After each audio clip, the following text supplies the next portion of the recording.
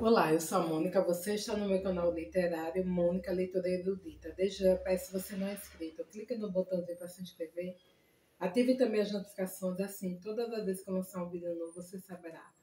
Curta esse vídeo, comente também, deixa um recadinho aqui para mim. Se você gosta tanto assim desse conteúdo e quiser me ajudar no engajamento, compartilhe no zap com uma pessoa amiga, aquela pessoa que você sabe que gosta de livro, de literatura e de programas culturais.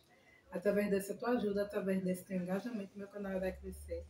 Se você não me segue no Insta, eu vou deixar na descrição ou no comentário fixado o meu Instagram, que é o mesmo nome do canal, Mônica, @Mônica Leitora Erudita. E desde já fica a dica para caso você for fazer alguma compra pela Amazon, use o link de algum canal associado, assim você poderá ajudar algum produtor de conteúdo digital. Hoje eu trago as leituras do mês de maio, né? Estamos em junho.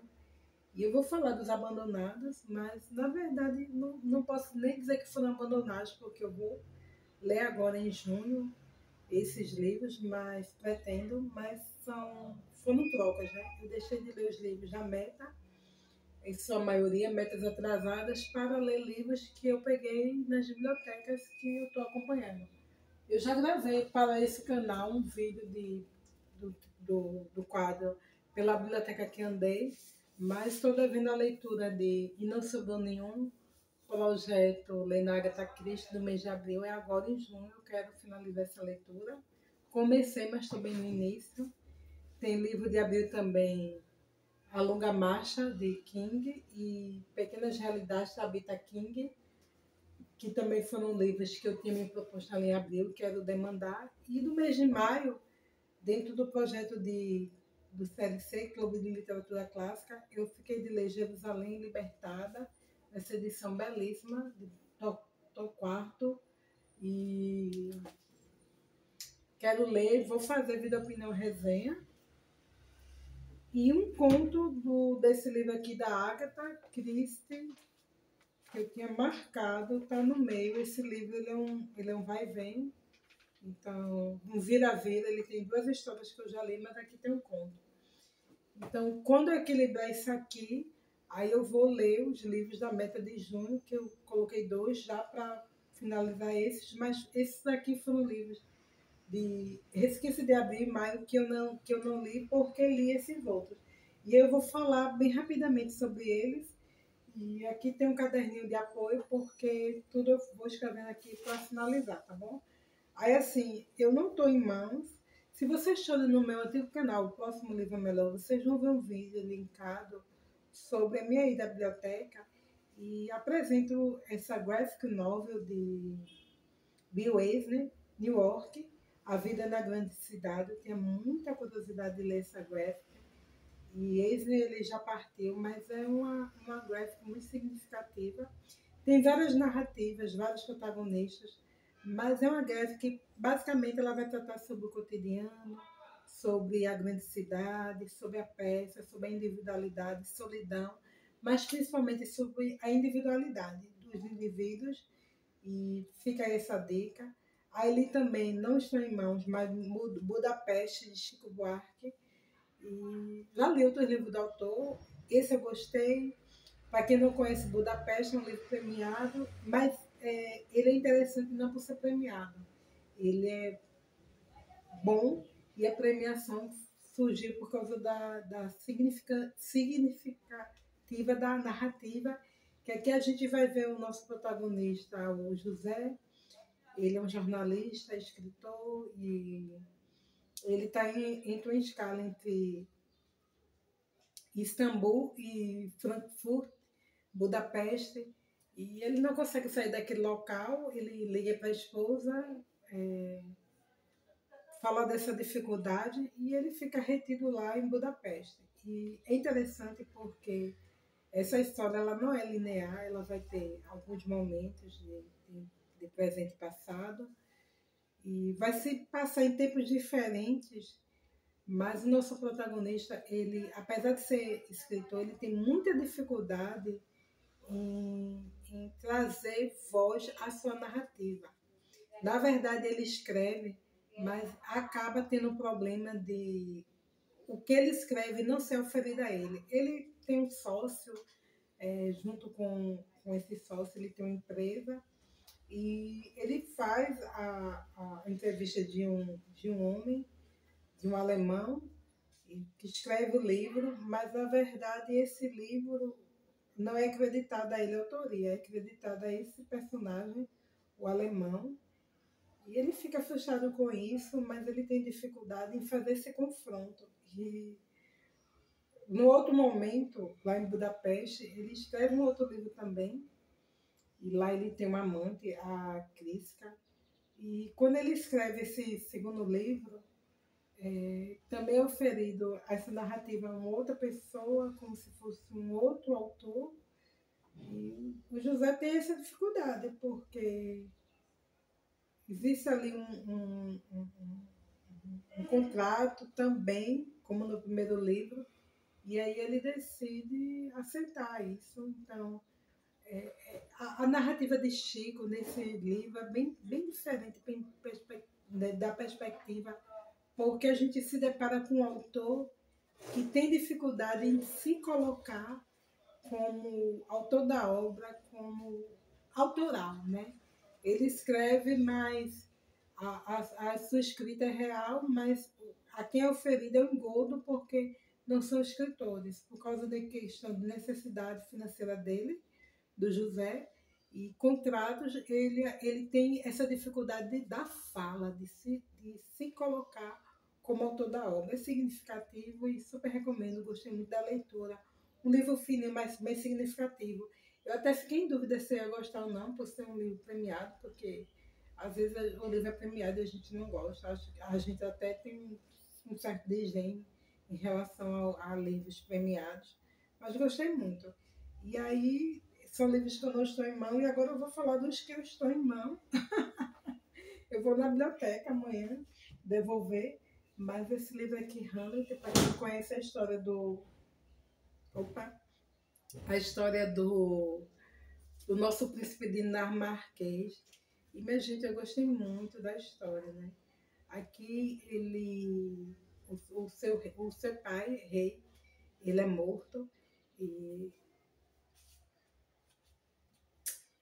e Hamlet, ele tem uma grande dificuldade com a morte do seu pai, porque ele percebe que essa morte é criminosa, né? E seu tio, ele acaba casando com sua mãe, e Hamlet, ele tem recebe a visita e os espectros que mostram para ele isso, né? Da morte criminosa do pai. E aí ele decide ir para voltar para sua terra, para desmascarar o tio. Os espectros, eles fazem uma ressalva para ele não se opor à mãe, não machucá-la, não confrontá-la. Mas tem outros protagonistas na narrativa, como a Ofélia, que é apaixonada pelo Hamlet, mas não é correspondida. E aqui, dentro dessa narrativa do Hamlet, para desmascarar o seu tio, a sua mãe, e os apoiadores dessa morte, ele faz uma peça, que é uma peça sobre ratos, para desmascarar. E é uma das tragédias do Hamlet, do Shakespeare, mais, para mim, mais fortes, porque é como se não houvesse final feliz, né? A bem da verdade é que as tragédias, elas não têm final feliz, mas sempre alguém morre e alguém sobrevive. E aqui todos são mortos, né? Acho que não é spoiler, acho que todo mundo que lê a obra sabe. E o Hamlet, ele deixa esse legado, né? Antes de partir, ele pede para que seu amigo não se suicide para que possa contar os fatos e desvendar para aqueles que não vivenciaram aquela história o que desencadeou essa tragédia, né? É um livro muito bom. Assim, a bem da verdade é que tudo de Shakespeare é bom, e li já muita coisa do autor, mas assim, foi uma das peças que realmente assim me deixaram assim muito impactadas pela dramaticidade e da escala trágica que pairou sobre todos os personagens, né? Se fosse um livro de Stephen King, aí eu chamaria de Escuridão Total Sem Estrelas, porque a gente não vê final feliz. Muito significativo. Aqui tem aquela simbólica perspectiva de frase do ser ou não ser, e super recomendo. Recomendo qualquer livro do autor, mas Hamlet eu não conhecia realmente de ler. Talvez na infância eu tenha lido, talvez uma versão infantil juvenil, mas acho que não. Mas vale muito a pena. Essa edição aqui, ela é em peça, então eu gosto muito, porque a prosa ela é boa, mas eu sinto que a peça teatral ela tem uma dramaticidade maior.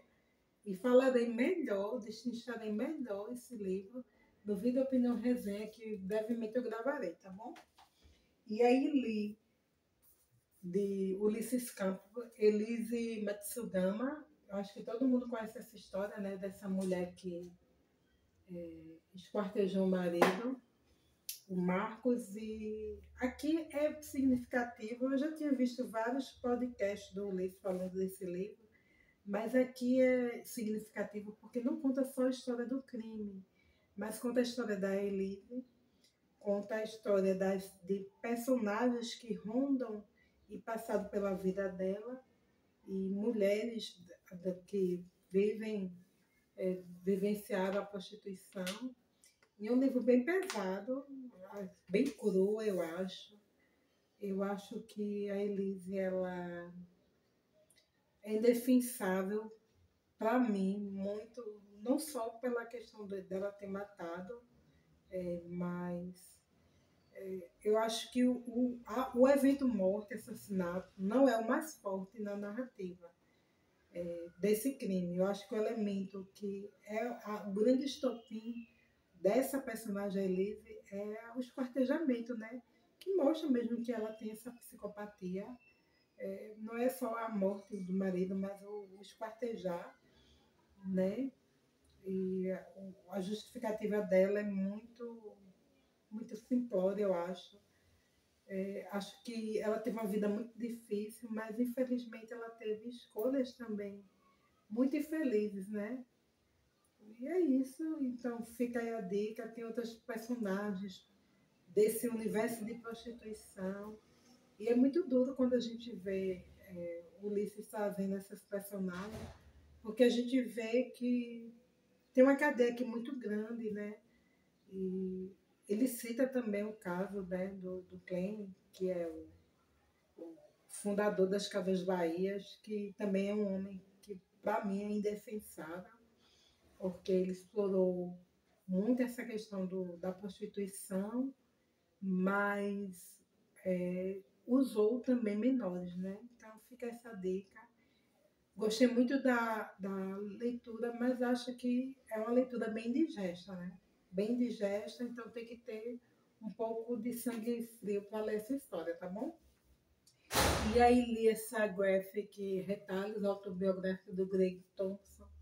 Eu sei que é premiada, mas ela é muito boa, não é por causa da premiação, não. E aqui a gente vai ver o nosso personagem, o Greg, falando da sua vida no meio oeste estadunidense. Ele, na sua infância, dividindo o quarto com seu irmão, os pais muito religiosos. Ele fala da questão muito da solidão, da sua vida, de um namoro da adolescência, seu primeiro amor, a Rênia. E é muito bom, muito bom. A história que fala também destrincha bem essa menina e o namoro, a vida dela. E o término desse relacionamento, ele voltando para a casa dos pais já adultos, visitando seu irmão, que se casa. E para o Greg é muito complicada essa questão dos pais terem uma fé batista, porque para ele para como um certo fanatismo. E ele teve muitos conflitos, até nessa questão da carreira, da sua escolha de vida, porque era passado muito para ele assim que até o desenhar seria pecaminoso. E quando jovem ele pensou, mas se eu fizer desenhos e ilustrações que louvem a Deus, né? Eu achei que o Wade Thompson, ele tem muitas camadas na vida dele, não sei como ele é hoje atualmente, mas percebe-se isso na obra e super recomendo, sabe? É um livrão, assim. Gostei muito. Não pensei que ia gostar tanto dessa história. E aí li Terras Devastadas, de Stephen King, livro 3 da série, da Torre Negra, que são 7 mais um spin-off. E aqui a gente vai ver, desse livro 3,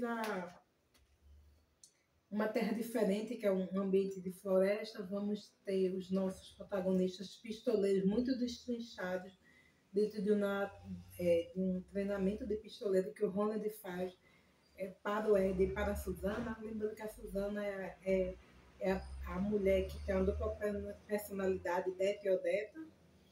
E a gente vai ter a retomada do Jack, aquele menino das outras histórias, do livro 1 e livro 2. E se passa em tempos diferentes. Eles vão em calço da cidade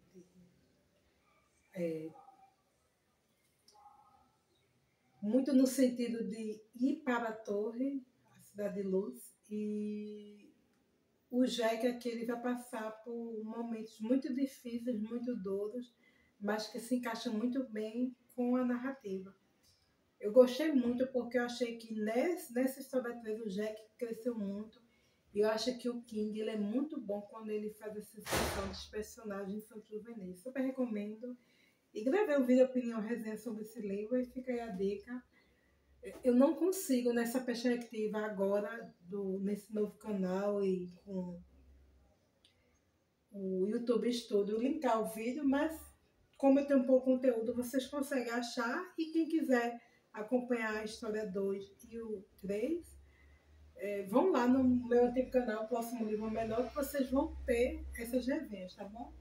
Li Sandman, volume 4 de New Game, e por essa editora Vertigo Panini, a história de Sandman ela está em 6 volumes. Eu acho que todo mundo sabe, né, que o Gaiman ele tem uma vida problemática, se descobriu do ano passado para cá, por causa de denúncias, e acho que o autor é indefensável. Não consigo separar a escrita dele com a sua vida pessoal. Confesso que eu não sinto vontade de ler mais nada que ele venha a escrever futuramente. Mas Sandman é uma história que eu conheço antes e acho seu quadrinho muito significativo. Então peguei porque era oportunidade e é isso. Queria fazer esse adendo porque, né, a gente não vai passar pano para pessoas complicadas, né? Vou colocar ele assim porque ele é bem pior que isso, do que uma pessoa complicada. E se vocês não souberem o que envolve isso aí do game, pesquisem na internet que vocês vão saber do que eu estou falando. Nesse volume 4, a gente vai ver as bondosas. E o título ele é já um título controverso, porque de bondosa elas não têm nada. E elas perseguem o nosso Sandman, né, que é o Morpheus. E ele criou uma possibilidade delas perseguirem, as bondosas perseguirem, porque ele mata o seu filho, Daniel, né? E isso dá dentro da perspectiva de possibilidades, dentro da arquitetura da história, do que é legalidade delas perseguirem. O Sandman é que ele vê seu mundo meio que desabar, o seu palácio sonhar invadido por pessoas que ele não queria. E a mãe de Daniel sofre muito com a perca desse filho. E vocês sabem, né? A história do sonhar, ela cria paralelos com o nosso mundo real e os personagens também. O final eu gostei muito. E aí a gente vê a despedida do nosso personagem, Vicente Morfeus. E é muito triste isso. Espero que não seja um grande spoiler, mas é essa retirada do Morpheus. E quem assume o sonhar é seu filho Daniel, que ele não é o Morpheus, ele é o Senhor dos Sonhos. Então, é livrão. Eu sei que lá na biblioteca do SESC tem um volume 1, depois eu quero pegar, não vou dizer que vou pegar agora, porque quero pegar outros livros, outras graphics, e é isso. Eu quero equilibrar nesse mês de junho as leituras que estão em atraso de abril e maio, mas essa questão de poder pegar livro na biblioteca, realmente eu quero aproveitar a oportunidade. E a última leitura é essa aqui, é esse livro antigo,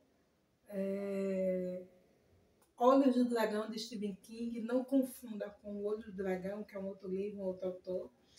E aqui a gente vai ver a história do Roland, a gente vai ver bem destrinchado o Randall Flagg, a gente vai ver uma super fantasia o autor fez para sua filha homenagear a Naomi. Ele faz essa dedicatória aqui na obra.